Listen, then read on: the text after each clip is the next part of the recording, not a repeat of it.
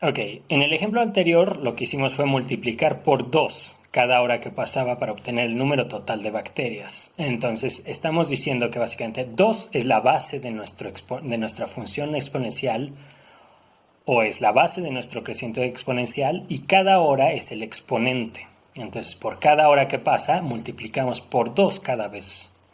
Entonces es chistoso, ¿no? Porque al parecer solo estamos multiplicando por un número relativamente pequeño, es el doble cada vez, pero cada vez lo volvemos a hacer respecto al número total que teníamos la vez anterior. Entonces siempre es 2 por 2 por 2 por 2 por 2 el número de horas que pasó y nos da el total. Al final, esos números empiezan a crecer muy grandes. Eso es lo que se llama el crecimiento exponencial. Y el número original de bacterias que teníamos, pues sí importa, pero no es la parte que está creciendo estúpidamente rápido, sino más bien la acumulación de ese factor que se va repitiendo cada vez. 2 es un número, pues, relativamente grande para estas cosas, ¿no? Duplicamos cada vez. ¿Qué pasa si no duplicamos? Pensemos en un factor más pequeño. ¿Qué tal el factor 1? Es el siguiente factor que se me ocurre simple. ¿Qué pasaría si las cosas se van multiplicando por 1 cada vez? Pues tenemos, por ejemplo, 100 bacterias y se multiplican por 1 después de una hora. Ay, perdón, otra vez estoy fuera del marco. Ahí está, gracias. Por 1. Y luego por 1 la siguiente hora. Y luego por 1 la siguiente hora. Y por 1 la siguiente hora. Y entonces, etcétera, etcétera, etcétera. Y entonces quedamos que en nuestra notación que estamos disponiendo ahora, foco, esto es 100 por 1 a la 4, pero 1 a la 4 es 1 por 1 por 1 por 1, y eso es 1, entonces es 100. Entonces, resulta que si la constante es 1, el crecimiento exponencial es muy aburrido, porque es el crecimiento más tonto de todos, es el crecimiento que no crece, ¿no? Que estrictamente hablando, como a los matemáticos les gusta hablar, es un tipo de crecimiento, simplemente es un caso muy particular de crecimiento. Es como los triángulos de 0 grados. Muy bien, ahora pensemos en algo que pues, no sea tan grande como 2 y que no sea tan chico como 1. Algo que sí crezca un poquito.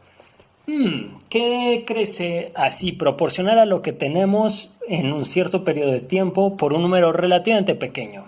Todos lo hemos visto, tal vez, o los suertudos de nosotros que tenemos cuentas bancarias lo hemos visto. Y es básicamente las tasas de rendimiento anual que nos ofrecen ciertos fondos de inversión, que normalmente andan por ahí del 7%. ¿Qué quiere decir 7%? Quiere decir que de cada 100 pesos, después de un año, nos dan 7 pesos. Entonces, si yo empiezo con 100 pesos al principio del año y dejo pasar un año, en mi cuenta se supone que va a haber 107 pesos. El banco me dio 7 pesos por mis 100 pesos. ¿Cuál es el factor por el que creció esto? Bueno, un poquito de álgebra nos va a decir que básicamente si dividimos 107 entre 100 nos da 1.07.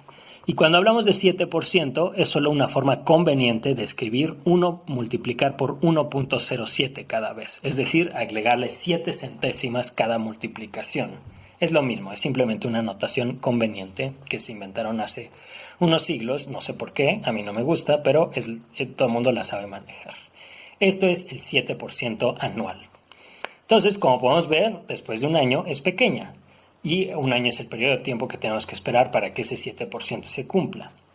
¿Qué pasaría si esperamos 2 años, por ejemplo? Entonces, el primer año nos dan 7 pesos. ¿Por qué? Porque pues estamos multiplicando por 1.07. Y luego, el segundo año tenemos 107 pesos y luego vamos a multiplicar otra vez por el factor el factor 1.07, 1.07. Y eso nos da, tecleando algunos números en la calculadora, porque es el tipo de cosas que nos da flojera calcular a mano, nos da 114.49 pesos.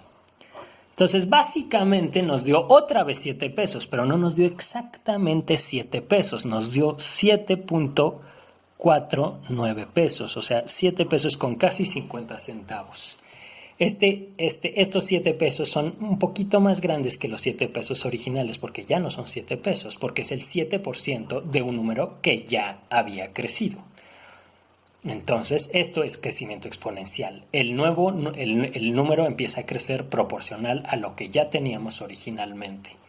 Aquí tenemos el número actualizado y es casi igual. Es un crecimiento exponencial que al principio pues no parece muy exponencial. Parece que siempre es más o menos 7 pesos por un poquito más. ¿Qué pasa después de 7 años? Pongamos 7 años quiere decir que vamos a multiplicar nuestros 100 pesos originales por 1.07 7 veces. Entonces esto ya sabemos cómo se escribe así para no gastar tinta. Y entonces después de 7 años nos da bla bla bla bla bla 160.58 pesos. Entonces después de 7 años de esperar, el banco nos dio por 100 pesos originales, nos regaló, en teoría, la hermosísima cantidad de 60.58 pesos. Si nada más hubiera sido crecimiento lineal y no exponencial y la tasa prometida hubieran sido de 7 pesos por cada 100 pesos originales de la primera vez, sin tomar en cuenta cuánto había crecido cada vez, entonces nos hubieran dado por cada uno de los años 7 pesos, son 7 por 7, nos hubieran dado 49 pesos. En lugar de eso nos dieron 60 pesos, que es un poquito menos pinche. No es la gran cosa, pero el crecimiento se fue acumulando porque fue multiplicándose respecto a lo que ya había en la cuenta. Esa es la maravilla de las tasas de interés bancarias.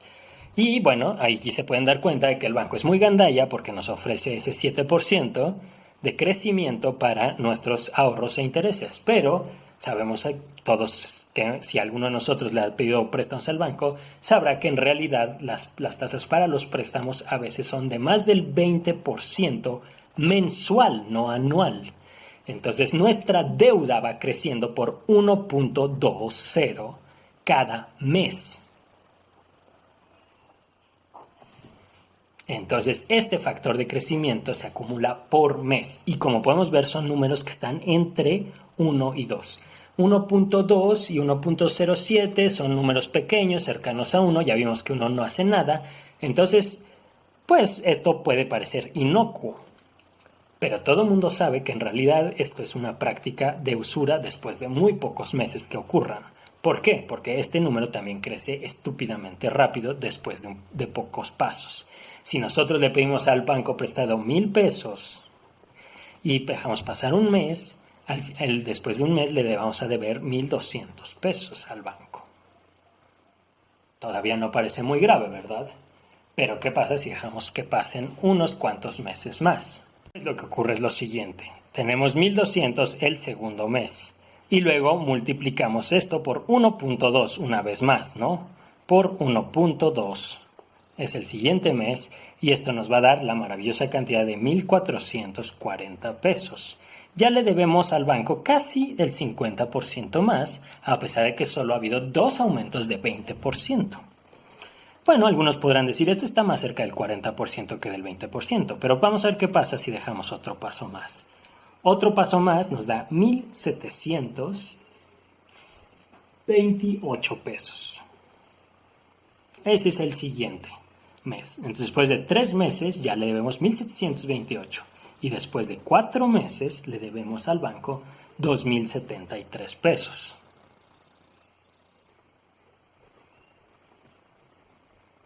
$2,073 ya es el doble.